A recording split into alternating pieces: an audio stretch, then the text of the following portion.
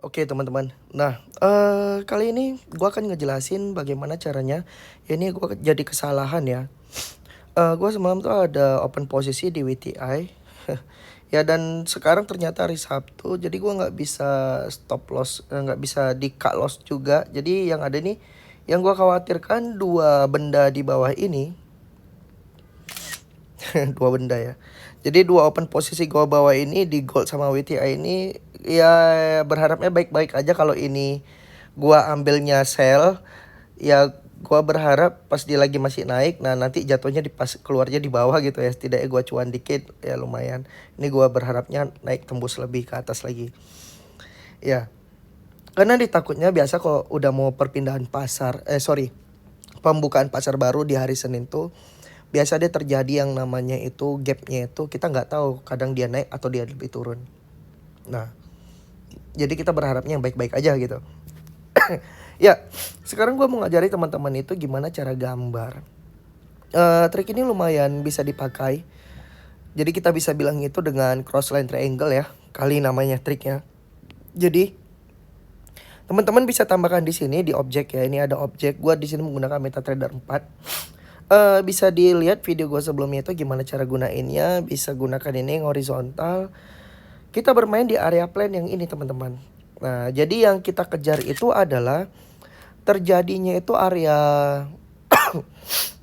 sudut 45 derajat. Intinya bentuknya harus sudut 45 derajat. Nah, 45 derajat nih. Ini materinya adalah sudut 45 derajat. Nanti kita suruh cari cos tangen, sin cos tangen ya. Nggak bercanda. Nah, jadi yang kayak gitu udah puyeng biasanya. Jadi ini kita bermain di sudut 45 derajat, tapi hampir mirip. Bukan berarti 20 derajat nggak bisa dipakai, enggak. Tapi dia hampir mirip. Jadi hampir mendekati 45 derajat. Tapi nggak 90 derajat juga. Kayaknya nggak ada deh. Nggak sampai ke 55 juga. Nah, salah satu yang bisa diambil contoh seperti ini. Sudut 45 derajat. Nah, ini dia sudut 45 derajatnya, bro. Jadi ini adalah salah satu yang kita bisa pakai. Nah, seperti ini contohnya. Oke. Kok miring, nggak lurus ya? Oh ya udah. Nah, salah satunya seperti ini. Ini yang kita bilang dengan sudut 45 derajat. Hampir mendekati ya, maklumin gitu. Nah, terus yang harus dilihat itu adalah titik dari trennya teman-teman. Ini yang dari atas sampai tren di bawah. Nah, kita kan nggak akan tahu ya candle itu pergerakan ke depannya seperti apa. Kita nggak akan tahu ini. Kita di sini belum tahu nih teman-teman. Nah, kita belum tahu nih ini terjadi apa. Ini kita belum tahu. Kita belum tahu nih. Nah, ini kita belum tahu. Ini kita tutup dulu. Nah, kita nggak tahu tentang ini. Yang kita tahu adalah areanya masih terbentuk di sini. Artinya apa? Jadi teman-teman udah bisa lihat dulu nih. Oh, nah contoh seperti yang di sini ya. Contoh. Nah, kita bisa lihat yang di sini. Kita bisa lihat. Nah, ini kan pergerakannya kelihatan mau naik ya ke atas. Oke. Nah, ini nanti kita bisa gambar seperti itu dia. Jadi teman-teman harus tahu dulu nih. Ini candlenya itu dia bergeraknya kemana? Seperti itu dia. Apakah dia naik ataukah dia akan turun? Nah, sekarang kita membahas tentang yang ini tadi. Jadi kita bisa gunakan yang ini teman-teman. Kita bisa gunakan objek, kita gunakan yang horizontal. Nah, kita letakkan dulu di sini. Jadi kita bisa kenakan dulu itu adalah supportnya, support badan atau juga ekor, shadownya. Ketemu dengan shadownya semua, ya ini jajarin. Nah, jadi yang kita ambil itu adalah shadownya yang ini semua. Untuk area supportnya. Nah, di sini nih. Oke, kita jajarin dia dulu semua. Lalu setelah itu kita bisa pasang itu untuk ada tarik downtrendnya dari bawah sampai di sini. Nah, seperti ini. Oke, setelah sudah terjadi seperti ini, terjadilah yang namanya itu pemutusan daerahnya. Nah, apabila candlenya ini ternyata dia akan naik, apabila dia candle akan naik, kita nanti akan bisa pasang yang namanya itu adalah order limitnya. Kita bisa pasang buy stopnya teman-teman. Teman-teman udah tahu ya cara gunakan order limit kan, ada di video kita sebelumnya. Nah, cara pasang buy stopnya adalah kita cek dari sininya. Berarti kalau dia naik ke atas kita bisa pasang buy stopnya tuh daerah sini. Berarti daerah sini. Kita lihat. Ini 3310, ini 500. Berarti jaraknya sekitar di 170. Kalau 170 dibagi 2 berarti berapa? Coba 100. Kok 100 sih? 60 aja 80, berarti 85. Berarti 330 ditambah 85, berarti sekitar di angka 1.1 4 tambah 85 gimana? Berapa? 4 ya, sekitar 420 lah kita bilang. Berarti kita bisa bilang di order limitnya BS-nya di buy stopnya di 11420. Terus kita bisa ngambil taking profitnya.